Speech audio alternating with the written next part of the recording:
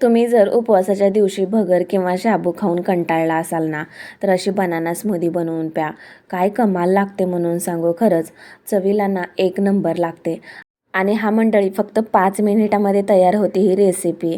तुम्ही नक्की करून पहा. तर काय नाही हो, एकदम सिंपल पद्धतीने आहे. खजूर जे आहे ना, ते खजूर आपल्याला मिक्सरच्या भांड्यामध्ये टाकायचे आहेत. ओले खजूर घ्यायचे आहेत. त्याचबरोबर यामध्ये आता गोड जेवढं तुम्हाला आवडत असेल ना, तेवढं साखर टाकायची आहे. तर इथे मी 2 चमचे साखर टाकलेली आहे आणि थोडंफार दूध टाकून जे खजूर आहेत ना, ते ब्लेंड करून घ्यायचे. आणि पाहू शकता मस्त असं मिक्सरला फिरवून घेतल्यानंतर खजूर जे आहे ते छान असं बऱ्यापैकी ब्लेंड झालेलं आहे. हां, थोडेफार तुकडे आहेत पण इट्स ओके, चांगलं लागतं असं सुद्धा स्मूदीमध्ये. त्यासाठी असं जरी ठेवलं तरी काहीच हरकत नाही आहे.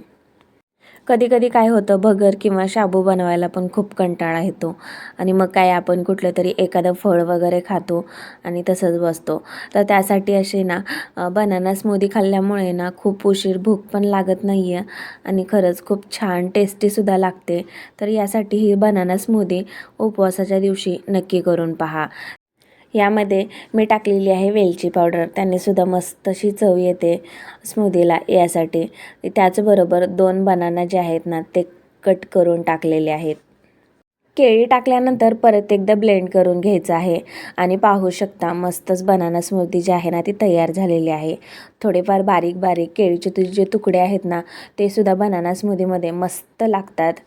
आणि हां, असेलच तर वरतून टाकायचे आहेत काजू बदामचे काप. आणि झाली ना मंडळी तयार. अगदी 2 ते 3 इन्ग्रेडियंट्समध्ये बनणारी ही बनाना स्मूदी. कशी वाटली रेसिपी मला नक्की कमेंट्स करून सांगा आणि उपवासाच्या दिवशी मात्र ही बनाना स्मूदी नक्की ट्राय करून पहा.